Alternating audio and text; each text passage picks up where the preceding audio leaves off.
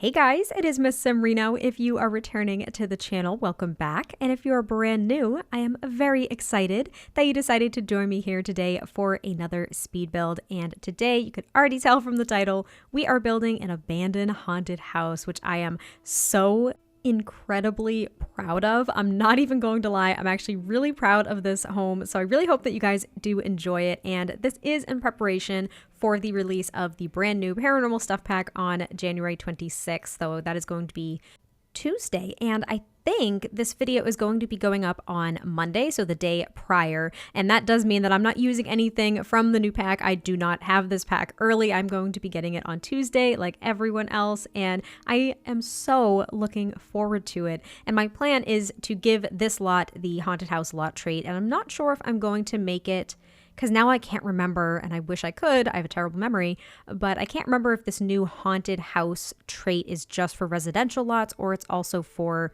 community lots. Like, I'm thinking it's versatile and it's just haunted house, but I could be wrong. It may have to be residential, and if so, that's totally fine. But essentially, I wanted to make this a really rundown home that was definitively haunted. And I don't know if I'm going to be moving a sim of mine in here to kind of play around with it, or if I'm going to just kind of make it a little bit of an adventure for my off-camera legacy to go and see if, as a spellcaster, that's all I'm going to say now, as a spellcaster, if they can go ahead and banish the terrible spirits that are in this home. But I love this house so very much. I use Pinterest as always for inspiration, as well as a website that someone in my Discord actually posted. So if I can find it back in the messages, I will actually put it in the description down below as well, because there were tons of 3D models, and that's incredible. That's really helpful to actually flesh out houses. So I thought it was really neat. And I use a ton of tool mod in this build, which I am exceptionally proud of. That's pretty much why I'm so proud of this build. It wasn't because it was like such a unique shape or a unique idea. I think everyone's going to be making haunted houses at this point because of the new pack, but I really wanted to challenge myself and use the tool mod in ways that I have not yet used it, because I'm really not that great at using it. I'm not that creative with, I don't know, making like new objects out of existing objects using that mod. I just wanted to use it to move things and rotate things in ways that you aren't able to do in game currently. But you will notice I'm going to call this out right now. I'm going to call this out right now, because as I'm using the tool mod, you will likely see a particular icon that is associated with Wicked Whims. Now, I am laughing a lot because it's super embarrassing, but as I did this build, I had Wicked Whims in my game. And let me explain. Okay, because there's no problem if you like Wicked Whims, if that's your thing. It's not my thing, really, but I had an old mods folder where I had actually told my husband about this mod, and he was like, no freaking way. And I ended up showing him the mod, and we were both like exceptionally embarrassed by even seeing it. And what we ended up doing, or at least what I ended up doing for one of the recent patches after I showed him that, is I pulled out all my mods and I put them in a separate folder on like an external hard drive. I'm very organized, honestly, with my mods and stuff like that. But when this latest patch happened, I pulled everything out again. And I don't often do that. It's actually very rare that I pull out all of my mods and stuff like that when there's a patch, which is not great. But I pulled them out this time. And I ended up carrying over the wrong mods folder, because I had like a mods folder, a current mods folder, and then an outdated current mods folder. So I take back what I just said. I'm not that organized, because I clearly didn't know what was what. And Wicked Whims was still in there. So I'm just going to call it out, because someone's going to see it and someone's going to be like, wait a minute, do I see Wicked Whims? And I'm just going to kind of take the embarrassment. But anyway, I wanted to get that out of the way, and it kind of gave me a little bit of something to talk about, because watching someone use the tool mod, at least in my opinion, I don't really like watching people use it that often, because it is a lot of trial and error with this mod. And for me, at least, because I was really just getting familiar with it, it took a lot of trial and error. But you can see that I am using these debug planks of wood to actually board up the windows, which I thought was so freaking cool. And that ladder, I found this out when I did my shell challenge, because this was included in the winner's build, I'm pretty sure. That ladder is from the debug menu from Cats and Dogs, and it took me a couple minutes to find it because it doesn't show up as the icon in the debug menu. It just looks like two poles sticking out of the ground, and you actually have to raise it up using the Control 9 keys. You have to use those and actually raise it up so you can see the ladder, which you guys probably saw in the speed build here, because it's basically in the ground. And I was shooketh. I was so shook by it. I was so freaking excited to have that ladder. So I actually put it on a few places, I think, maybe 2 places in this build, to kind of show that someone clearly wanted to board this house up, or they were trying to fix it up and they just completely abandoned the project because of all the spooky things that were going on in this home. And I don't know, I just really, really loved the personality that it brought to the build and really captured what I was going for. I was just so incredibly thrilled with how it looked. I also didn't restrict my use of the tool mod just for the exterior. I used it a lot on the interior too. So this build, this took me about like 3 days worth of work. And I'm not talking about like 3 full days. I just mean a collective maybe like 10 to 15 hours for this build because of all of the little pieces that I ended up moving and all of the tweaking and tinkering I did with the tool mod. But now I'm adding a bunch of like cracks and stains and stuff like that to the siding, which this siding's actually from Get Famous, and I didn't realize how kind of, I don't know if decrepit's the right word, but it just looks a little bit older. It's not as updated. Maybe it's like the, oh, what am I trying to think of? Like the clapboard siding? Is that what I'm thinking of? Like the clapboard siding compared to vinyl siding? That's kind of what my thought is. So it's like older siding. It hasn't been updated, but I wanted it also to look pretty run down. And now the floor plan in this build is a bit odd. I did struggle with it, but I really wanted this to be as functional as possible, even though my intention wasn't to actually have like my Sims live here. Of course, you could have your Sims live here if you want to, but I don't think I'm going to have my Sims live here. I was thinking about it, but now I've kind of decided I don't want that. But the floor plan ended up working out. There's a few awkward shaped rooms, but I think it kind of works with how old the house is supposed to be as well. I feel like older homes have weirder shaped rooms and odder floor plans than like current homes, like more modern homes.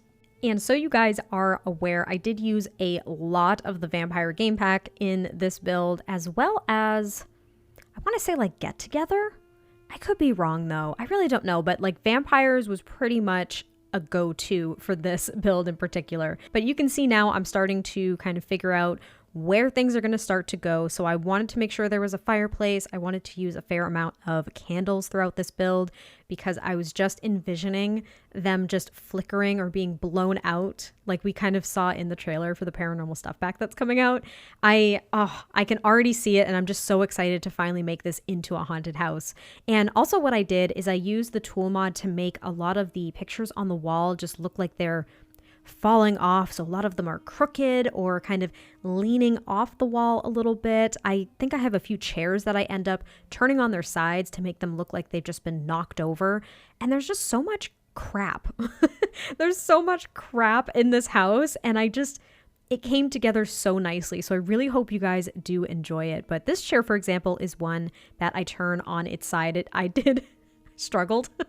I did struggle just a little bit. You'd think it would be very simple, but it's not at all. It was a little bit challenging, but I ended up making it work. And there's another armchair too that is functional. And of course, these couches you can sit on. So I wanted to make sure there were places for your Sims to sit if you wanted to live here. And yeah, I don't know. I just love the living room so very much. I shared a picture of it over on my Discord when I initially finished it, and I was so thrilled with how it looked, especially with the Dove reshade that I use for screenshots. I was stoked about that. I also found these, I think those are technically garden stones, like broken garden stones, which I thought were perfect considering that the house is kind of falling apart. I also used those little like mud paw prints, like animal paw prints, I think is what they are, just to kind of show that, well, even though the house is like kind of sort of boarded up, some wild animals might get in here sometimes. I'm thinking werewolves, actually, technically. I know we don't have them, but if I'm kind of going the supernatural, like paranormal route, I'm going to envision werewolves. And now this is kind of making me think of the Shrieking Shack, which would be really cool to build, but I wouldn't even know where to start. And now I'm thinking out loud and I'm planning the idea, and you guys might ask me to build the Shrieking Shack. I don't know, maybe. That's my response, is maybe, probably not, but we'll see. But there's also a bookcase over here on this wall. I was thinking of using the pipe organ, but it was just way too big for that space in my opinion, so I didn't use it. There's also a suit of armor, and then I put a mirror here on the wall, but again, I used the tool mod to make it look as though it has fallen to the ground and it's still just kind of leaning against the wall a little bit. And there's also a ton of cobwebs that I put. You saw me putting like cracks and the holes in the wall. It's just, there's so much detail to this build.